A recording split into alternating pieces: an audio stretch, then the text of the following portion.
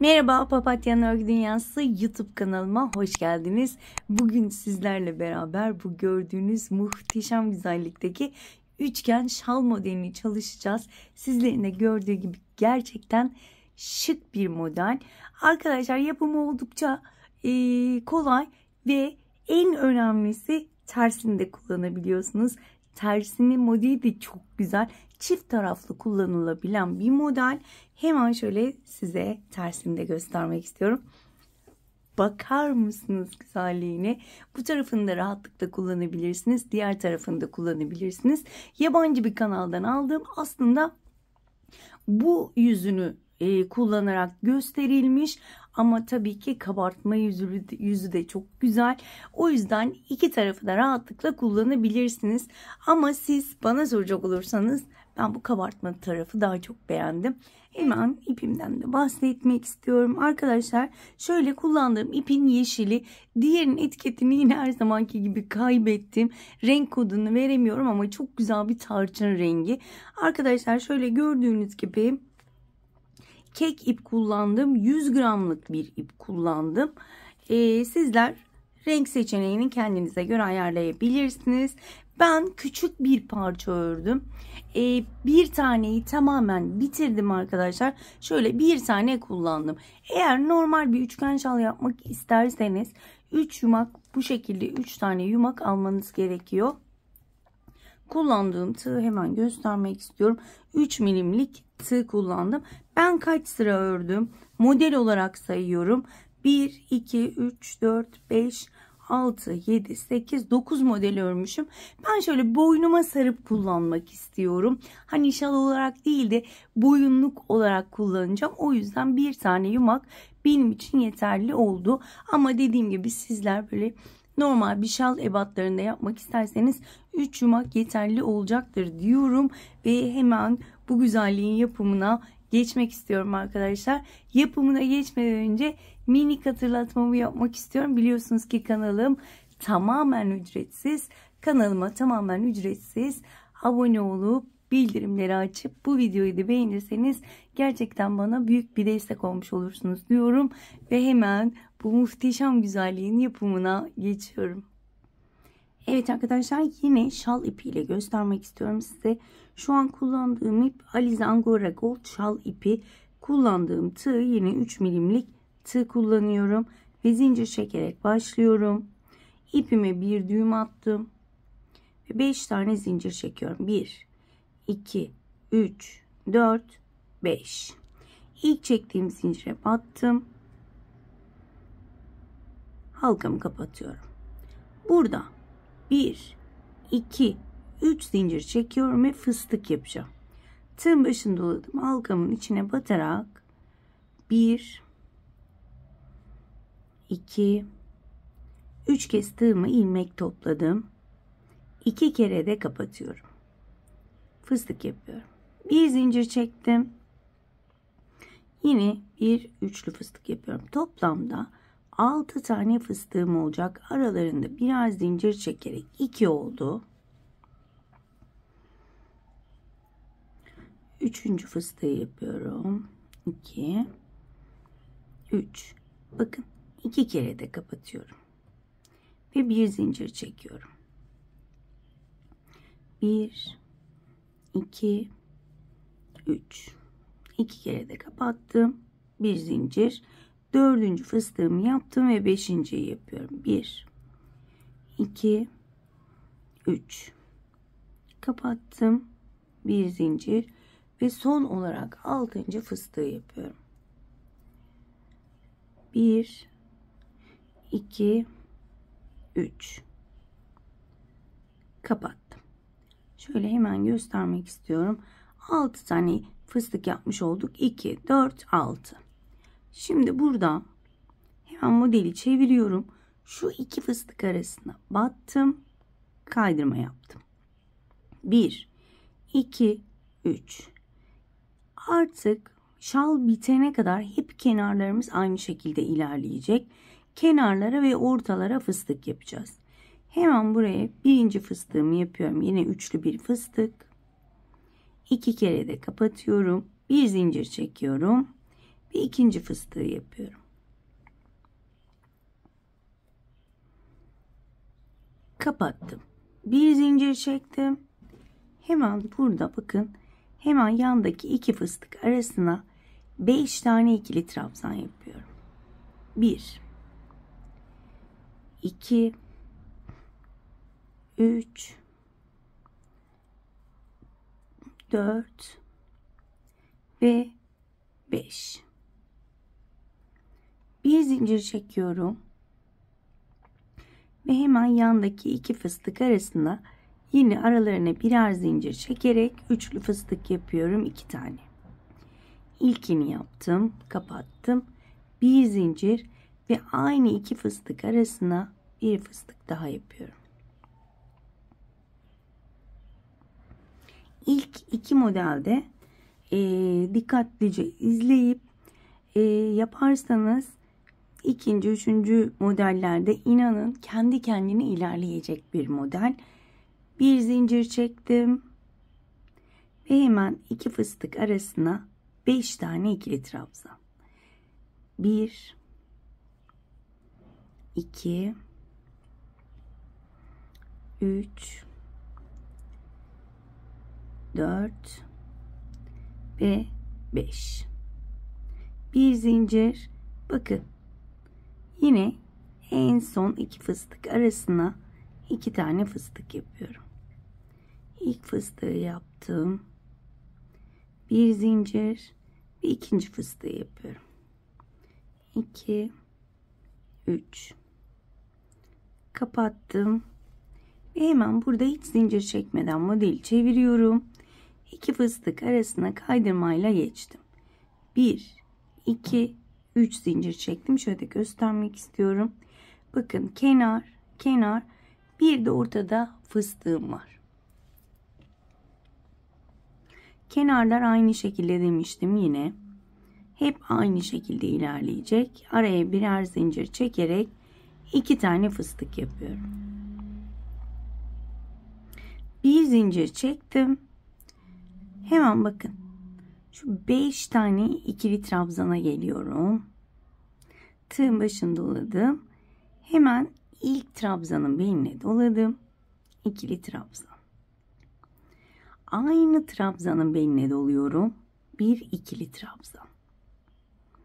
Hemen yanındakinin beline doluyorum. Aynı trabzan beline 2 kez doladım. Ve ikili trabzan yaptım. Üçüncü trabzanın beline bir tane. Ve diğer 2 tanenin beline 2'şer tane. Yani ilk sırada 5 tane ikili trabzan yapmıştık. Bu sırada trabzanlarımız 9 tane olacak. Toplamda 9 trabzanımız olacak. İlk 2 tane trabzana 2'şer tane, üçüncü trabzana 1 tane, diğer 2 trabzana yine 2'şer tane beline doladım. Toplamda saydığınızda trabzanlar 9'sa tamamdır. Bir zincir çektim. Aradaki fıstıkların tam bir zincirlik bölümüne yine 2 tane fıstık yapıyorum. Bir zincir, aynı yere bir fıstık daha ve geçişte bir zincirimi unutmuyorum.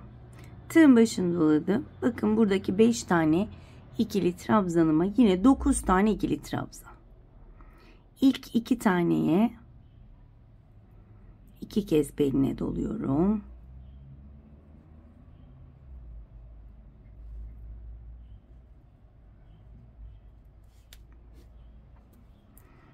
Evet.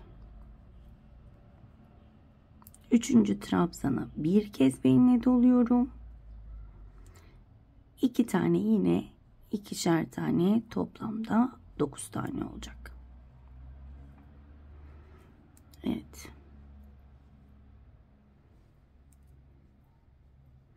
Bir zincir ve yine kenar bölümü için 2 tane fıstık. Kenarları ve ortaları unutmuyoruz.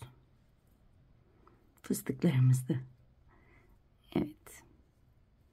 İkinci fıstığımı yaptım. Kapattım. Bakın bu sıramda bu şekilde ilerliyor.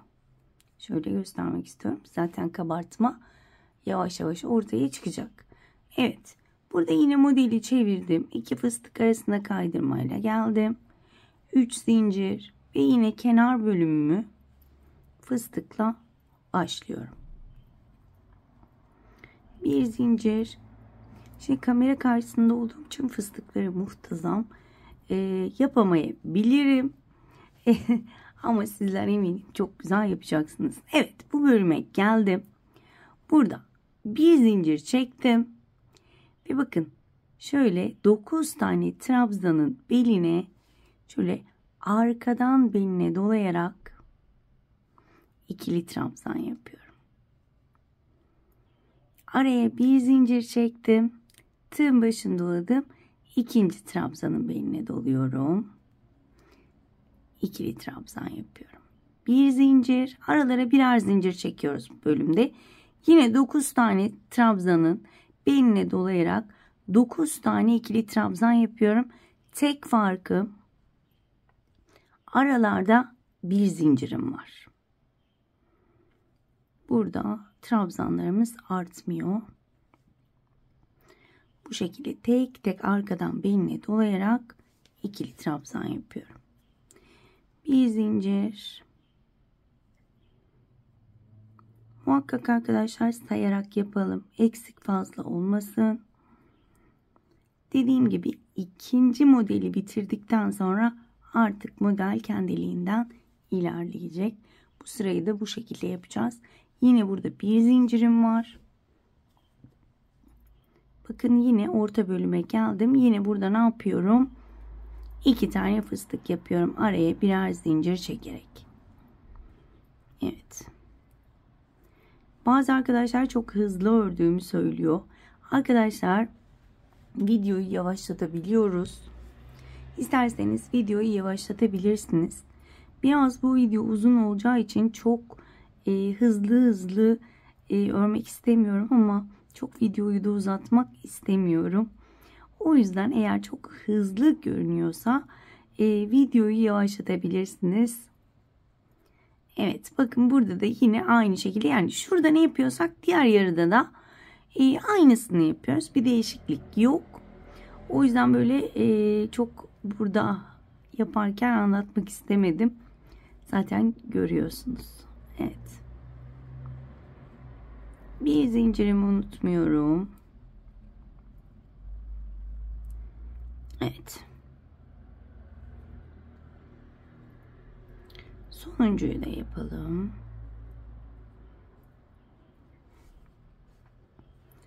Bir zincirimi unutmadım ve yine kenar fıstıklarımı yapıyorum. Bir zincir. Evet. Şimdi ilk modelimi bitirdim arkadaşlar. İlk modelimiz bu şekilde bitiyor. Bir üste çıktığımızda bir üstün yuvalarını yapacağız arkadaşlar. Bir model. Bu şekilde. Hemen bir üst sırayı geçmek için çeviriyorum. Kaydırma yaptım. Kenar fıstıklarımı yapıyorum.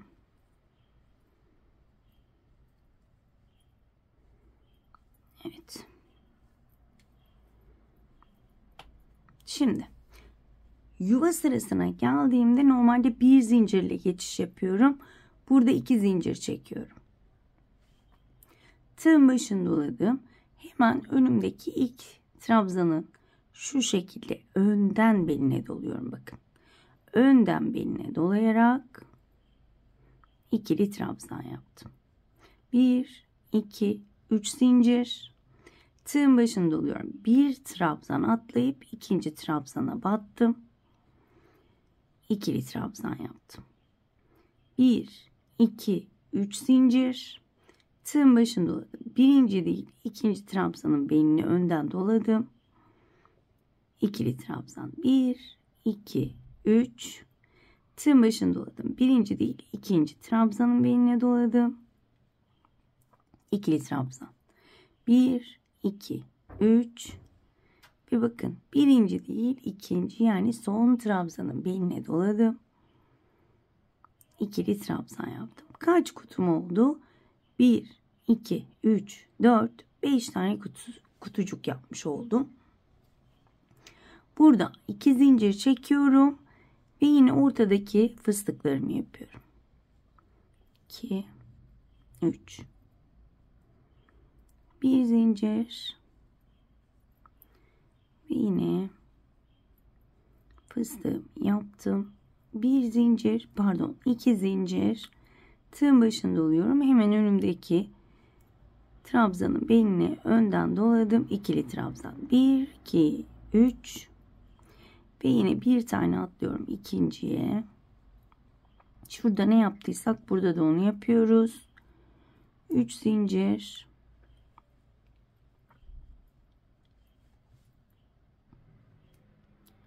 Bir, iki, üç zincir.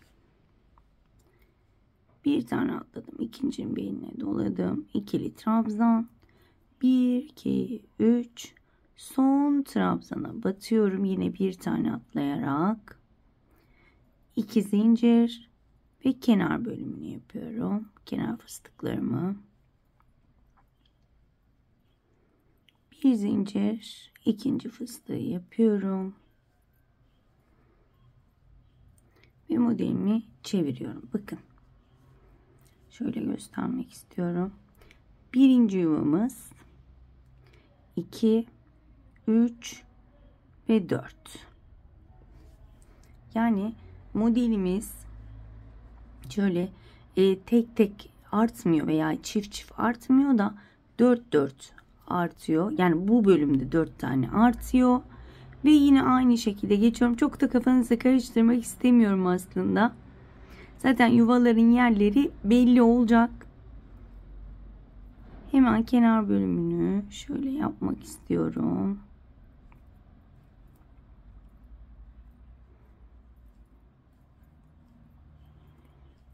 Evet.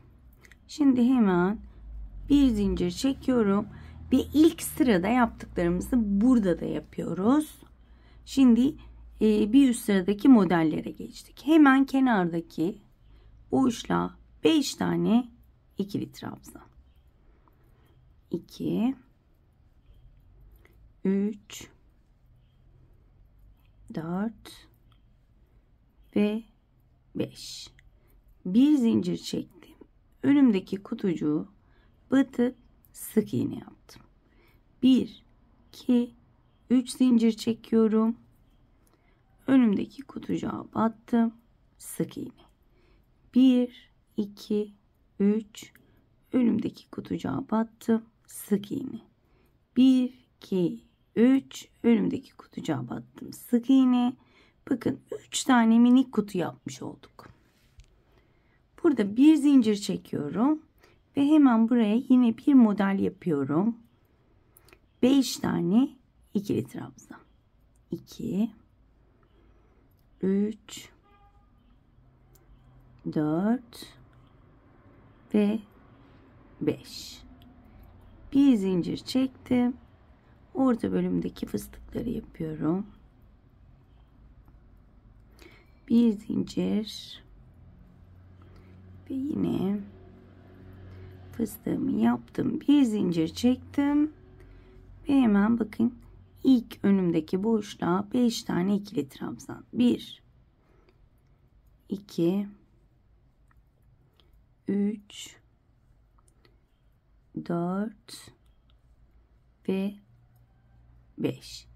Bir zincir çektim. Kutucuğun içine batıp sık iğne ile kapattım. Şöyle göstermek istiyorum. Bakın 1, 2, 3. Şuraya da yapacağız. 4 tane modelimiz olacak. 1, 2, 3 zincir.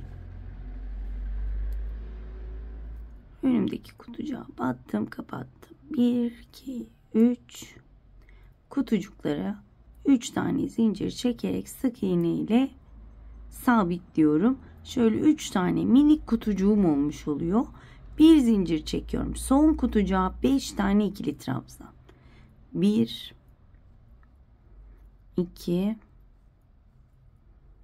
3, 4 ve 5. Bir zincir, kenar fıstıklarımı yapıyorum. Bir zincir çektim. İkinci fıstığı yapıyorum. Hemen şöyle göstermek istiyorum, bakın. Şöyle, sizinki de bu şekildeyse tamamdır. Hemen modeli çevirdim. 2 fıstık arasına battım. 3 zincir, kenar fıstıklarımı yapıyorum.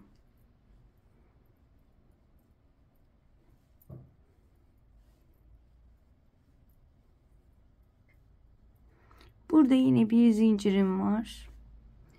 Ve yine burada bakın 5 tane ikili trabzanı gördüğümüzde anlıyoruz ki buraya 9 tane önden beline dolayarak trabzan yapacağız. Bakın şöyle önden beline doluyorum. 2 tane ilk trabzana, 2 tane ikinci trabzana, 1 tane üçüncü trabzana, 4. trabzana yine 2 tane beline dolayarak ikili trabzan, 5. trabzana yine 2 tane beline doluyorum. Burada bir zincir çekiyorum. Bakın 3 tane kutucuğum vardı. İlkine battım. Sık iğne. 1, 2, 3 zincir. Hemen önümdeki kutucuğun içine battım. Sık iğne. 1, 2, 3. Önümdeki kutucuğun içine battım. Sık iğne. Burada kutucuklar 2'ye düştü. Bir zincir çektim. Tığın başını doladım. Yine 5 tane ikili trabzanın şöyle önden beline dolayarak 9 tane toplamda ikili trabzan yapacağım. Eminim anlaşıldı. Bu şekilde devam edeceğim. Biraz hızlanmak istiyorum. Şu anda kaç dakikadayız bilmiyorum. Hem en ayrıntılı şekilde anlatmak istiyorum, hem de süremi doldurmak istemiyorum arkadaşlar. O yüzden hızlı yapılması gereken yerde hızlı, ayrıntıyı göstermek istediğimde yavaşlayacağım. Yine burada bir zincir çekiyorum ve yine fıstıklarımı yapıyorum. Bir zincir, orta ve kenar fıstıklarımı unutmuyorum. Bir zincir ve yine bakın 7 tane 5 tane trabzana yine 9 tane trabzan yapıyorum. Bu bölümde ne yaptıysam diğer bölümde de aynısını yapıp dönüyorum. Evet arkadaşlar, ben kenar fıstıklarımı da bitirdim. Şu bölümde ne yaptıysam burada da aynısını yaptım. Geri çevirdim. Hemen kenar fıstıklarımla başlıyorum. Evet. Bir zincir. Hep aynı şekilde ilerliyoruz ama her modelden sonra yeni modeller çoğaldığı için burada birazcık kafa karışıklığı olabilir. Bakın bu bölümde yine tığın başını doladım. Bu sefer normalde önden alıyorum. Yani bir önden alıyorum, bir arkadan alıyorum ki bu kabartmalar hep önde dursun. Bakın arkada hiç kabartma yok. Şu ilk sırada belki unutmuşumdur söylemeyi. Ama zaten onu siz kendiniz anlayacaksınız. Bakın kabartma önde ise arkadan beline dolayarak yapmam gerekiyor ki kabartma önde görünsün. Evet, burada ne yapıyordum? Aralara birer zincir çekerek arkadan beline dolayarak ikili trabzanlar yapıyorum. Yine 9 tane ikili trabzanım olacak. Aralara birer zincir çekmeyi unutmuyorum. Şöyle tekrar göstermek istiyorum. Bakın şu şekilde arkadan beline dolayarak ikili trabzanlarımı yapıyorum. Ben şu anda saymıyorum. Ama sizler birkaç model sayın. Eliniz alışsın. Eksik fazla olmasın.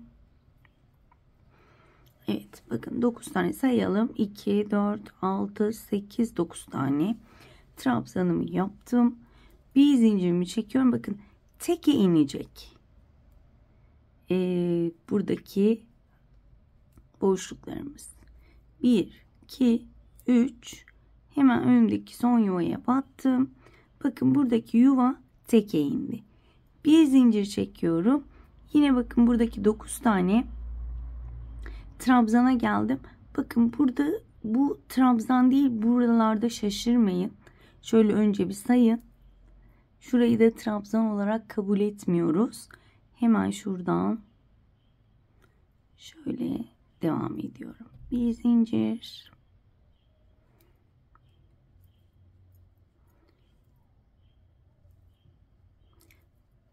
Dediğim gibi tüm ayrıntılarıyla göstermek istiyorum. Şaşırdım yine. Şöyle elinize tığınızı, ipinizi aldığınızda ve bu videonun karşısına geçtiğinizde evet ya çıkarabildim demeniz gerçekten benim çok hoşuma gidiyor. O yüzden tüm ayrıntıları tek tek göstermek istiyorum. Evet.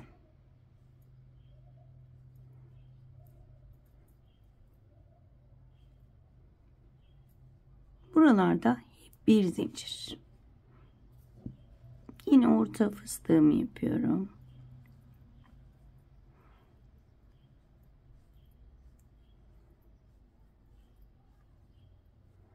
İki kere de kapattım. Bir zincir ve yine bakın şu bölümde ne yaptıysam yine bu bölümde de aynısını aralara birer zincir çekerek ikili trabzan, sık iğne ile bağlıyorum.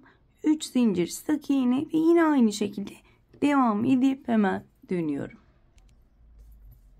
Evet arkadaşlar, ikinci sıra modelimizi de bitirdik. Yine bir üst sırada yine yuvalarımızı yapacağız. Modelimi çevirdim ve kenar fıstıklarımı yapıyorum.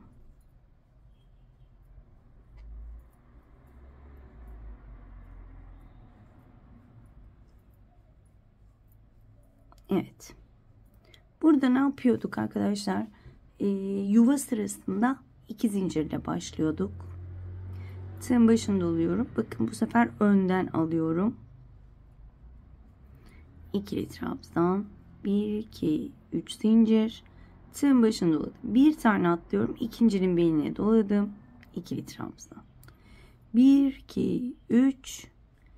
Yine tığın başında doladım. Bir tane atladım. İkinciye. Beline doladım. İkili trabzan. 3 zincir. Bir değil. İkincinin beline doladım. 1, 2, 3. Tığın başında oluyorum. Birinci değil ikinci, yani son trabzanın beline doladım. İkili trabzan yaptım. Bakın 1, 2, 3, 4, 5 tane yuvam oldu. Burada bir tane kalmıştı. Hiç buna dokunmuyorum artık. Burada bakın bu yaptığımız zincir yuva arkadaşlar. 3 zincir çekiyorum. Ve bakın şurayı atlıyorum. İlk trabzan beline doluyorum. İkili trabzan yapıyorum. Bakın birinci yuvam burada. İkinci yuvam burada. 3 zincir. Ve yine bir tane trabzan atlayarak kutucuklarımı yapıyorum.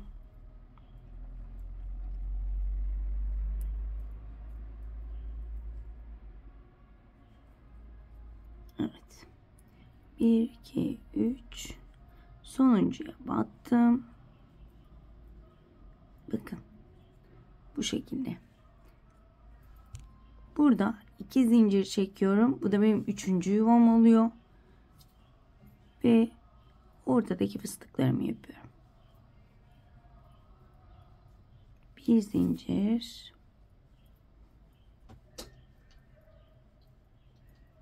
Bir zincir burada 2 zincir çekiyorduk, pardon. Tığın başını doluyorum. Hemen ilk trabzan beğenine doladım. 1 2 3. Bu şekilde devam ediyorum. Burayı kapatmak istemiyorum. Kafanız karışmaması için yuvaların yerlerini tam anlamıyla algılamanız için burayı kesmeyeceğim. Beraber yapmak istiyorum. Bakın burada hep birer trabzan atlıyorum. Bakın. 1 2 3. Yine bir tane atladım. Sonuncuya. Çok pardon. Evet, bu şekilde. Ve bakın yine burada tek yuvalık yere geldim. Yine burada 1 2 3 buraya yuva yapmış oluyorum. Bakın atlıyorum. Hemen karşıdaki ilk trabzanın beynine doladım.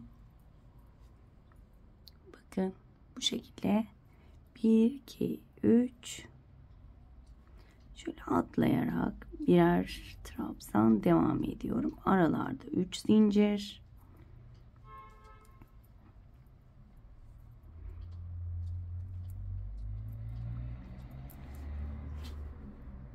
Ezberledikten sonra buraları inanılmaz kolay arkadaşlar.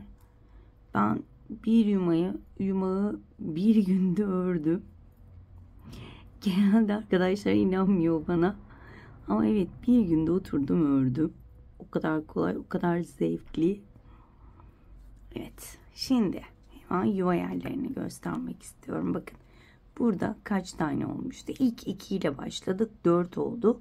Şimdi 1 2 3 4 5 6.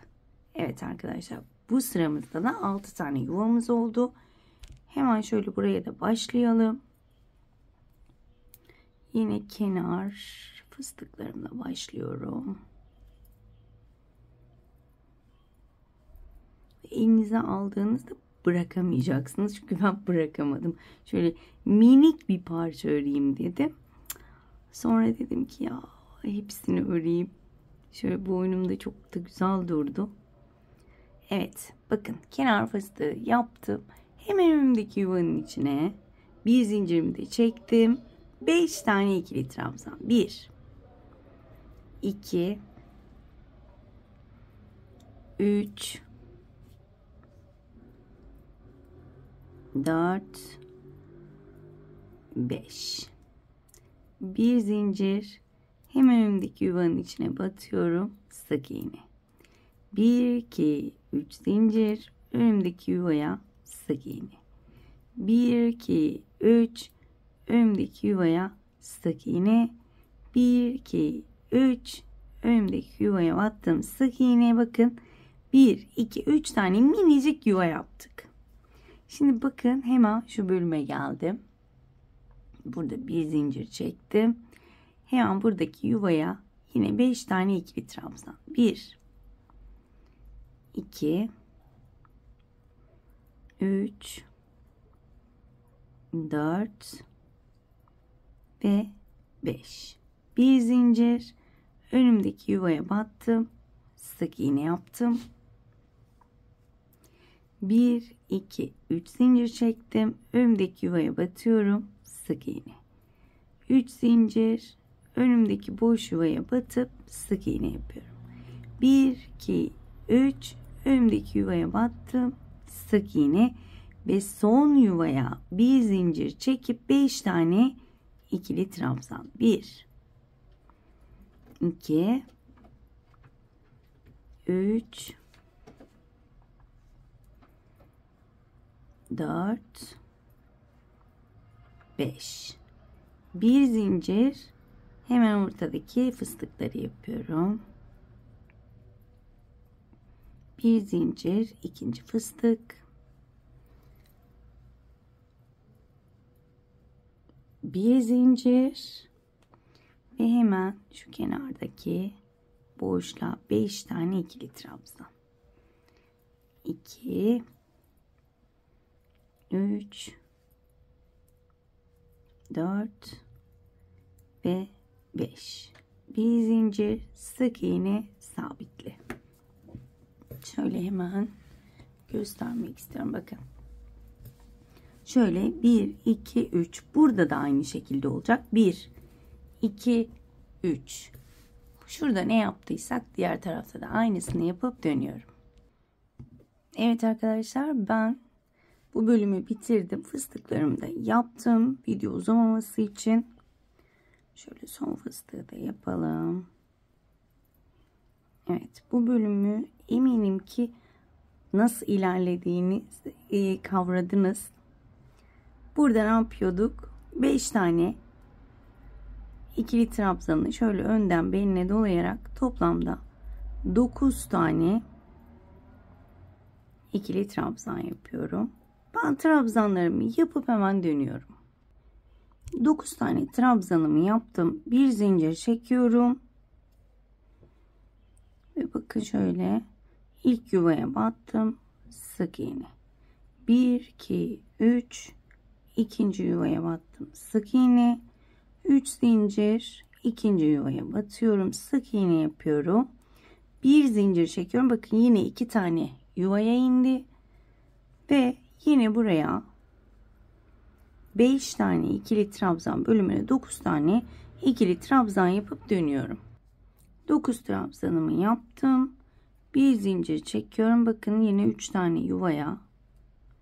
Şu ilkine battım. 3 zincir. İkinciye battım. 3 zincir. Üçüncüye battım. Burada bir zincir çekiyorum. Ve yine 5 zincirlik bölüme 9 tane ikili trabzanımı yapıyorum. 9 tane ikili trabzandan sonra bir zincir ve ortadaki fıstıklarımı yapıyorum. Bir zincir, ikinci fıstığı yapıyorum. Kapattım. Bir zincir ve yine şöyle göstermek istiyorum. Bakın. Şu bölümde neler yaptıysak diğer bölümde de şöyle bir de göstermek istiyorum. Bu bölüm bu şekilde olacak. 3 bu tarafta model, 3 de burada model. Toplamda 6 tane modelimiz olacak. Ben diğer tarafı da örüp hemen dönüyorum. Evet arkadaşlar, bu bölümü de bitirdim. Şöyle kenar fıstıklarımı yapıp bir zincirimi çektim. Tığın başını doladım. Bakın burada 9 tane trabzanın beline dolayarak, arkadan beline dolayarak ikili trabzanlar yapıyorum. Araya birer zincir çekerek. Yine işlemler aynı. Ben şöyle araya birer zincir çekerek 9 tane trabzanımı yapıp hemen dönüyorum. İkili trabzanlarımı yaptım. Bir zincir çekiyorum. Bakın 2 tane kutucuğun ilkine battım. Sık iğne. 1, 2, 3. İkinci kutucuğa battım. Sık iğne, tek kutuya indirdim burayı. Bir zincir çekiyorum ve yine önümdeki trabzanların tek tek beline dolayarak aralara birer zincir çekerek 9 tane yine ikili trabzan yapıyorum. 9 tane ikili trabzanım bitti. Bir zincir ve aynı şekilde ilerliyorum. 3 zincir, önümdeki kutucuğa battım. Sık iğne, bir zincir ve bakın yine burada 9 tane trabzanı beline dolayarak 9 tane ikili trabzan yapacağım. Aralara birer zincir çekerek. 9 tane ikili trabzanımı yaptım. Bir zincir ve orta fıstıklarımı yapıyorum. Bir zincir ve yine burada 9 tane aralara birer zincir çekerek fıstık ikili trabzan yapıyorum arkadaşlar. Fıstık trabzan karıştı artık. Evet, burada neler yaptıysak diğer tarafta da onları yapıp hemen dönüyorum. Evet arkadaşlar, diğer tarafı da ördüm. Modelimiz bu şekilde ilerliyor.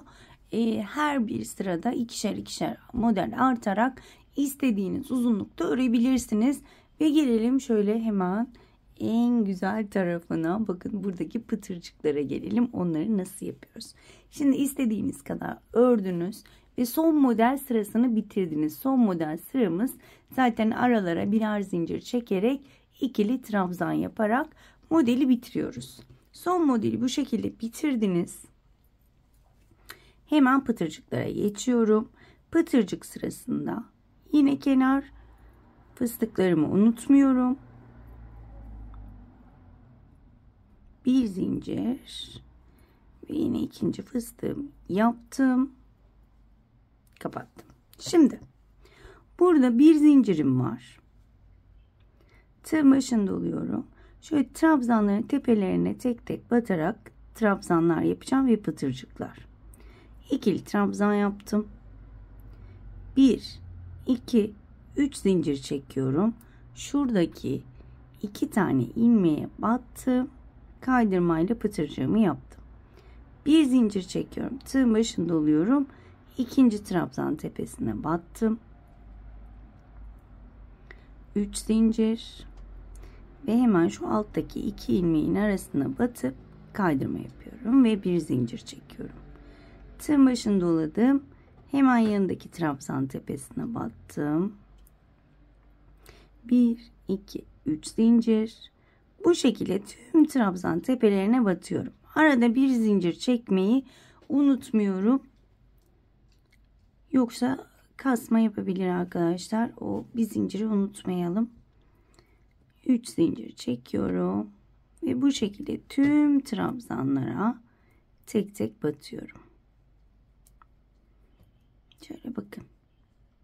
Şöyle diğer trabzanları da aynılarını yapıp dönüyorum. Evet arkadaşlar bakın. Yine 9 trabzan tepesinde 9 tane trabzan, 9 tane de pıtırcık yapmış oldum. Ve bakın burada bir zincir çekiyorum. Hemen burada duran tek yuvaya batıp sık iğne ile sabitliyorum. Bir zincir çekiyorum ve yine 9 tane trabzan tepesine tek tek batarak hem trabzan hem pıtırcık yapıyorum. Bu şekilde devam edeceğim. Şöyle bir tane daha göstereyim. 1, 2, 3. Bakın hemen şu ilmeklere batıyorum. Kaydırma. Bir zincir. Hemen diğer trabzanı yapıyorum. Şöyle tekrar göstereceğim. Bakın. Bu şekilde 9 tane trabzan pıtırcık şu bölüme sık iğne ile sabitliyorum ve diğerine geçiyorum. Şuraya gelene kadar devam edip şu ortayı da göstermek istiyorum. Evet bakın şöyle ördüm, tam ortaya geldim. Yani fıstıkların olduğu bölüme geldim. Burada yine bir zincir çekiyorum. Pıtırcıktan sonra tığ başında oluyorum. Hemen ortaya bir tane fıstık yapıyorum. Burada 1, 2, 3 zincir çekiyorum. Yine fıstığın tepesine batarak buraya bir pıtırcık yaptım. Bir zincir çektim. Tığ başını doladım. Ve ikinci fıstığı yapıyorum. Bir zincir çekiyorum. Ve hemen karşıya geçiyorum. Yine trabzan tepelerine ikili trabzan ve fıstık yapıyorum. Fıstık diyorum. Yine karıştı. Pıtırcık yapıyorum. İkili trabzan ve pıtırcık. Bu bölümde neler yaptıysam diğer bölümde de aynı şekilde yapıp hemen dönüyorum. Evet arkadaşlar, ben sıra sonuna kadar geldim. Bitirdim. Hemen bir şey daha söylemek istiyorum. Karşıdan buhar tutup elimle düzelttim. Ütüyü kesinlikle ipe değdirmiyorsunuz. Örgüye değdirmiyorsunuz. Karşıdan sıcak buharı tutup elimizle düzeltiyoruz. Bakın hiçbir ezilme yok ve gayet düzgün görünüyor. Diğerini de aynı şekilde uyguladım. Şöyle bakabilirsiniz. Hiçbir eziklik yok gördüğünüz gibi. Çoğu takipçim soruyor. İşte ütülüyor musunuz? Sizinki çok düzgün görünüyor ve hiç ezik değil. Evet arkadaşlar, çünkü bütün ördüklerimi ben karşıdan buhar tutarak elimle düzeltiyorum. Hiç ütü değdirmiyorum. Karşıdan buhar ve şu şekilde elimle düzeltiyorum. Evet, ütüyle daha kolay ütülenebilir ama eziliyor. Ben birazcık uğraşıyorum. Karşıdan buhar tutuyorum. Elimi düzeltiyorum. Diğer tarafını da aynı şekilde.